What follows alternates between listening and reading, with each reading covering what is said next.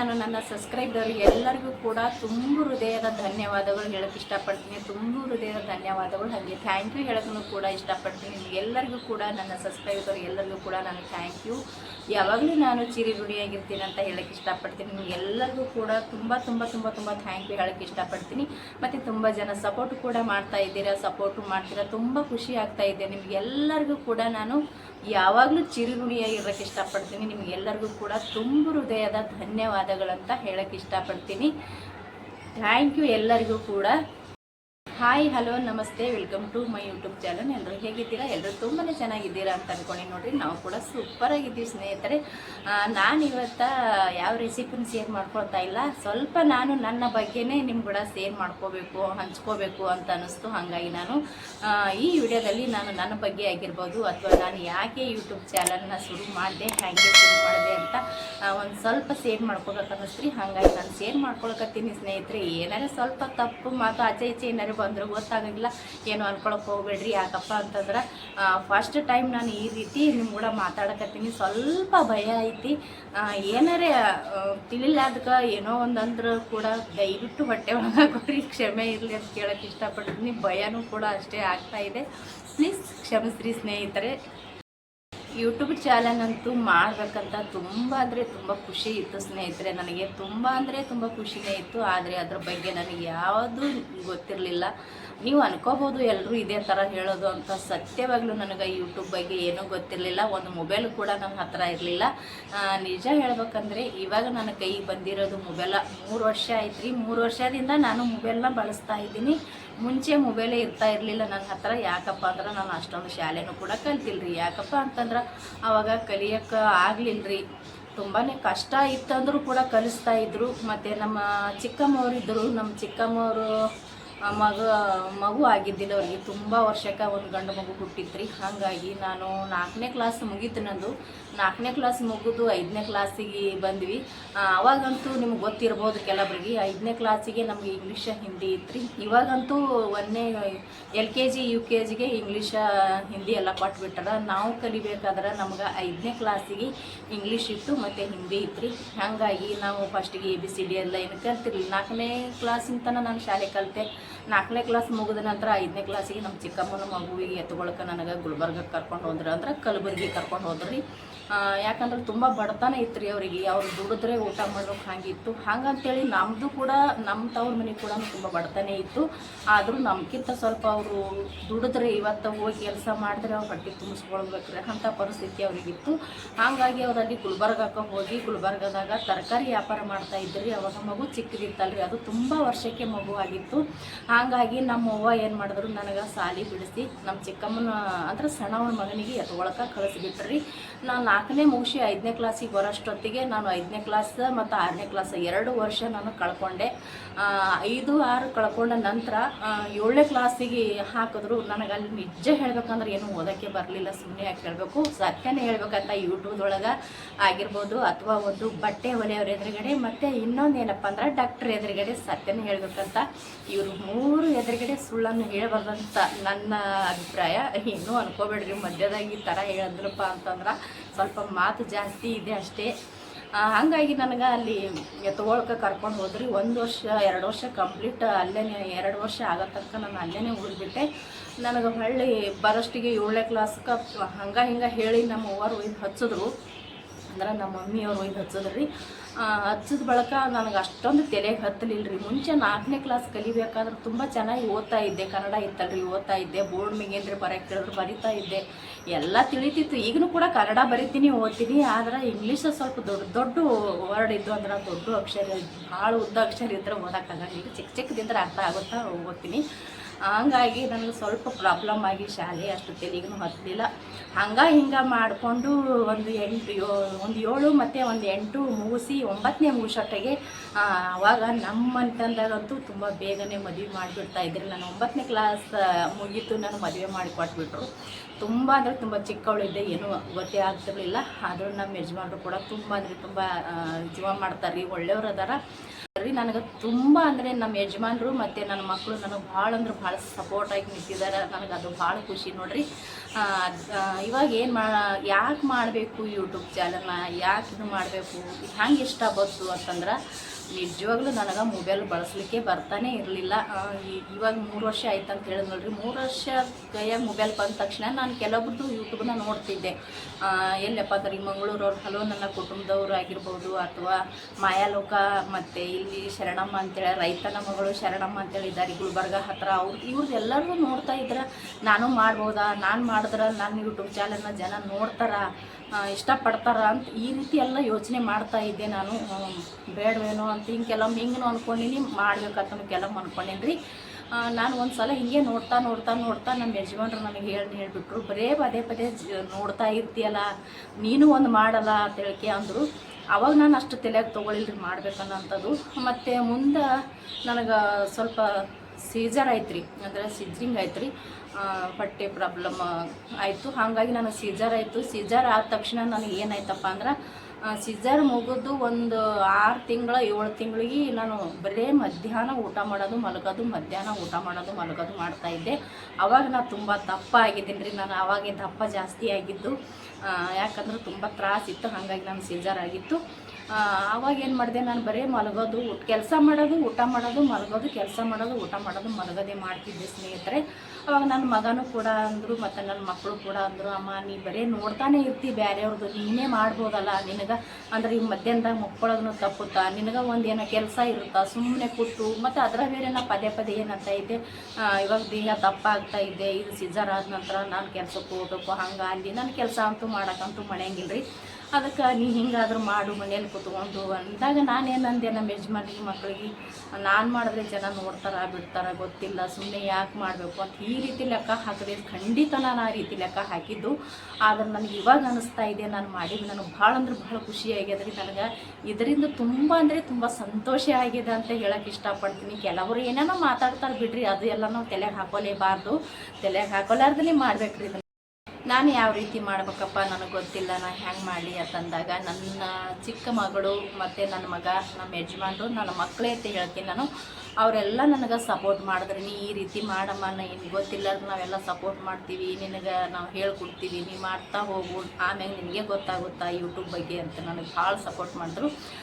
ಫಸ್ಟಿಗೆ ಅವರೇ ಎಲ್ಲ ನನಗೆ ಹಿಂಗೆ ಮಾಡು ಅಂತ ಹೇಳ್ತಾ ಬಂದ್ರಿ. ನನಗೆ ಅಲ್ಲಿ ಗೊತ್ತಾಯಿತು.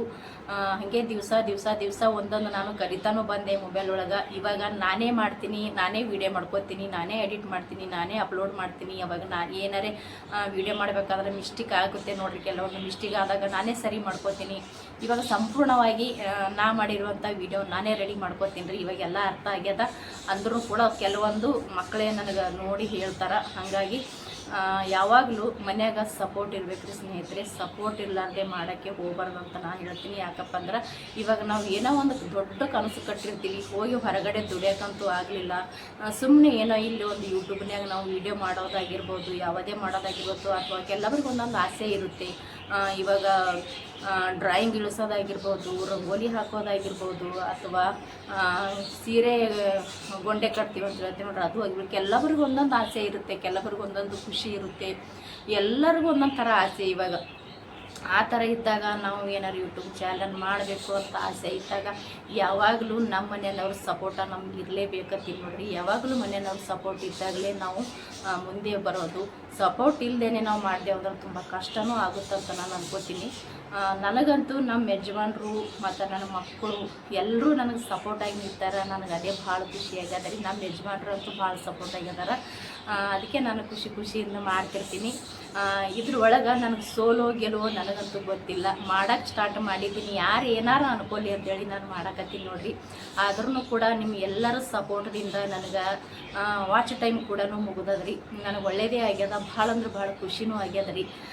ಈ ರೀತಿ ನಾನು ಮುಂಚೆನೇ ನಿಮ್ಮ ಕೂಡ ನಾನು ಶೇರ್ ಮಾಡ್ಕೋಬೇಕಾಗಿತ್ತು. ಅದರ ನನ್ನ ಬಗ್ಗೆ ಆಗಿರ್ಬೋದು, ನಾನು ಯಾಕೆ ಮಾಡಿದೆ ಅಂತ ನನಗೆ ಸ್ವಲ್ಪ ಲೇಟಾಗಿತ್ತು, ಏನೋ ಅಂದ್ಕೊಬಿಟ್ಟು ಕ್ಷಮೆ ಇರಲಿ, ಕ್ಷಮಿಸ್ಬಿಡಿ. ಮತ್ತು ಎಲ್ಲರೂ ಒಂದೊಂದು ಆಸೆ ಇಟ್ಟು ನಾವು ಮಾಡಿರ್ತೀವಿ. ಇವಾಗ ನಮ್ಮಂಥವ್ರು ಯೂಟ್ಯೂಬ್ ಚಾನಲ್ ಅವ್ರಿಗೆ ಎಲ್ಲರಿಗೂ ಕೂಡ ಒಳ್ಳೆಯದಾಗಲಿ. ಬೇಗ ಯಾರೆಲ್ಲ ಹೊಸಬರು ಮಾಡಿದ್ದಾರೆ ಯೂಟ್ಯೂಬ್ ಚಾನಲ್ ಅವ್ರಿಗೆಲ್ಲರಿಗೂ ಕೂಡ ಬೇಗ ವಾಚ್ ಟೈಮ್ ಮುಗಿಲಿ ಅಂತ ನಾನು ದೇವ್ರ ಹತ್ರ ಕೇಳ್ಕೊತೀನಿ. ಅವ್ರ ಆಸೆ ಎಲ್ಲನೂ ನೆರವೇರಿಸಲಿ ಭಗವಂತ ಅಂತಲೂ ಕೂಡ ನಾನು ಕೇಳ್ಕೊತೀನಿ. ನೋಡಿರಿ ಸ್ನೇಹಿತರೆ, ಸಪೋರ್ಟ್ ಮಾಡ್ತಾ ಇರೋರಿಗೆಲ್ಲರಿಗೂ ಕೂಡ ತುಂಬ ಅಂದರೆ ತುಂಬ ಥ್ಯಾಂಕ್ ಯೂನೇ ಹೇಳ್ತೀನಿ. ನಾನು ಇವಾಗ ಸ್ಟಾರ್ಟ್ ಮಾಡಿ ಮತ್ತು ಒಂದು 9 ತಿಂಗಳ 10 ತಿಂಗಳು ಕಂಪ್ಲೀಟೇ ಆಯ್ತೇನು ರೀ, ಒಂದು 10 ತಿಂಗಳು ಆಗಿರ್ಬೋದು, ಅಷ್ಟೊಂದು ನನಗಿದಿಲ್ಲ, 10 ತಿಂಗಳು ಆಯ್ತೇನು ರೀ. ನಾನು ನಿಜ ಅನ್ಬೇಕಾದ್ರೆ ಬೇಗನೆ ನಂದು ವಾಚ್ ಟೈಮ್ ಮುಗಿದು ಹೋಗ್ತಿತ್ತು ರೀ. ನಾನು ಸ್ವಲ್ಪ ಮಿಸ್ಟೇಕ್ ಮಾಡ್ಕೊಂಡೆ, ಗೊತ್ತಿಲ್ಲ ಅದಕ್ಕೆ ಸ್ನೇಹಿತರೆ ಮಿಸ್ಟೇಕ್ ಯಾವ ರೀತಿ ಮಾಡ್ಕೊಂಡೆ, ಹ್ಯಾಂಗೆ ಮಾಡ್ಕೊಂಡೆ ಅಂತ ಸಾಧ್ಯ ಆದರೆ ಇನ್ನೊಂದು ವಿಡಿಯೋ ಮಾಡಿ ಕೂಡ ಹಾಕ್ತೀನಿ ರೀ. ನಾನು ವಾಚ್ ಟೈಮ್ ಶಾರ್ಟ್ನಾಗೆ ಮುಗಿಸ್ಕೊತಿದ್ದೆ, ಸ್ವಲ್ಪ ಗೊತ್ತಾಗಲಿಲ್ಲ.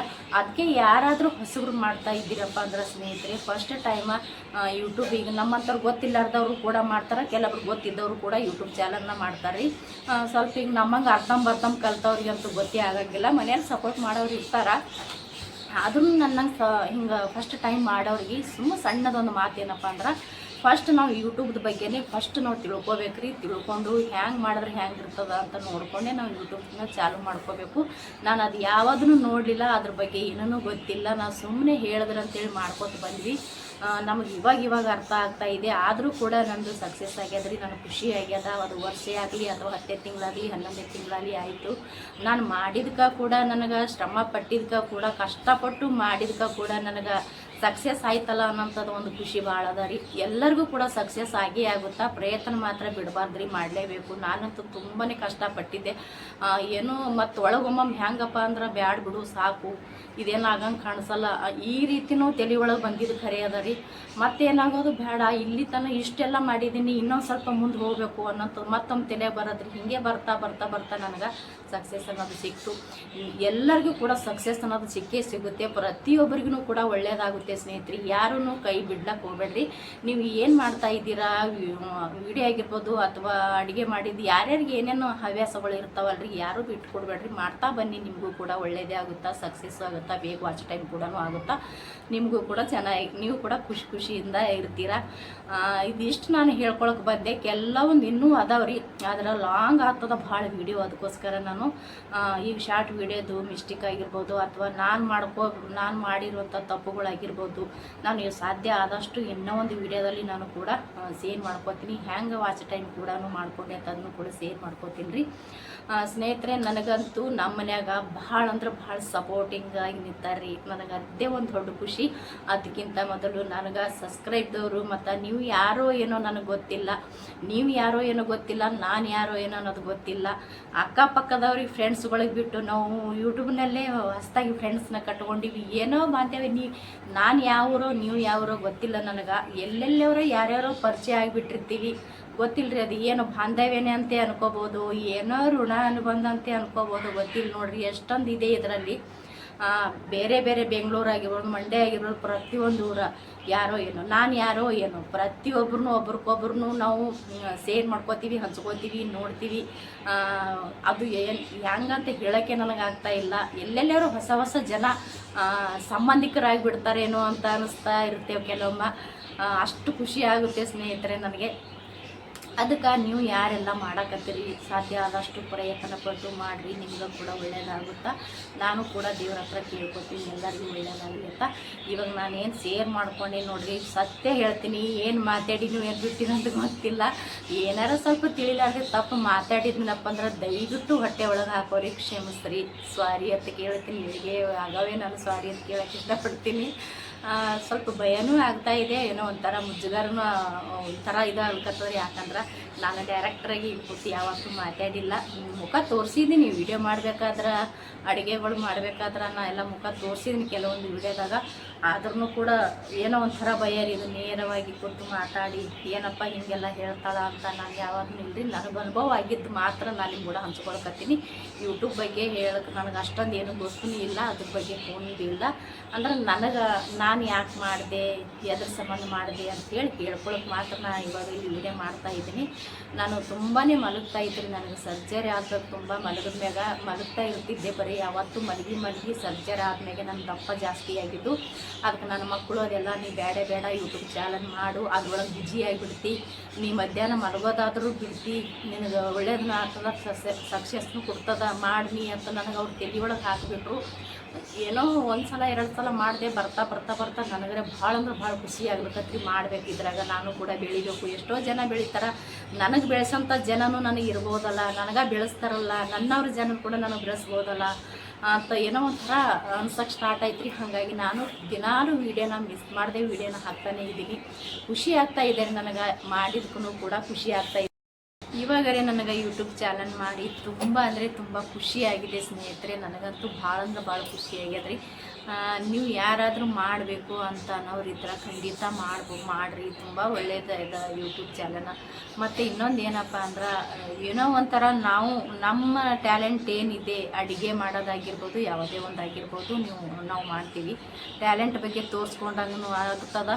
ಮತ್ತು ಇನ್ನೊಂದು ಏನಂದ್ರೆ, ಏನೋ ಖುಷಿ ಸಿಗ್ತದೆ ರೀ ಯೂಟ್ಯೂಬ್ ಚಾನಲ್ದೊಳಗೆ. ನನಗಂತೂ ಭಾಳ ಅಂದ್ರೆ ಭಾಳ ಖುಷಿ ಆಗತ್ತದ ಸ್ನೇಹಿತರೆ. ಯಾಕಪ್ಪ ಅಂತಂದ್ರೆ, ತುಂಬ ಜನ ಸಪೋರ್ಟ್ನೂ ಕೂಡ ಮಾಡಿದ್ದಾರೆ ನನಗೆ. ಲೈವ್ ಒಳಗೆ ಬಂದು ತುಂಬ ಸಪೋರ್ಟ್ ಮಾಡಿದ್ದಾರೆ. ಲೈವ್ ಒಳಗೆ ಬಂದು ಸಪೋರ್ಟ್ ಮಾಡಿದವ್ರಿಗಂತೂ ನಾನು ಯಾವತ್ತೂ ಚಿರಋಣಿಯಾಗಿರೋಕ್ಕೆ ಇಷ್ಟಪಡ್ತೀನಿ. ಅವ್ರಿಗೆ ಎಲ್ಲರಿಗೂ ಕೂಡ ತುಂಬ ಹೃದಯದ ಧನ್ಯವಾದಗಳು ಅಂತ ಹೇಳೋಕ್ಕೆ ಇಷ್ಟಪಡ್ತೀನಿ. ನಿಮ್ಗೆಲ್ಲರಿಗೂ ಕೂಡ ತುಂಬ ತುಂಬ ತುಂಬ ಥ್ಯಾಂಕ್ ಯು ಅಂತ ಹೇಳೋಕ್ಕೆ ಇಷ್ಟಪಡ್ತೀನಿ. ಯಾರೆಲ್ಲ ಎಷ್ಟೆಷ್ಟು ಕನಸುಗಳನ್ನು ಕಟ್ಟಿದ್ದೀರಾ, ಯಾರೆಲ್ಲ ಏನು ಆಸೆ ಇಟ್ಟಿದ್ದೀರಾ, ಅದು ಎಲ್ಲ ಆಸೆ ನೆರವೇರಲಿ, ಎಲ್ಲನೂ ಸಕ್ಸಸ್ಫುಲ್ ಆಗಲಿ ಅಂತ ಎಲ್ಲರ ಬಗ್ಗೆ ನಾನು ಕೇಳ್ಕೊತೀನಿ. ಸ್ನೇಹಿತರೆ, ಪ್ಲೀಸ್ ಎಲ್ಲರೂ ಇದೇ ಥರ ಸಪೋರ್ಟ್ ಮಾಡಿ.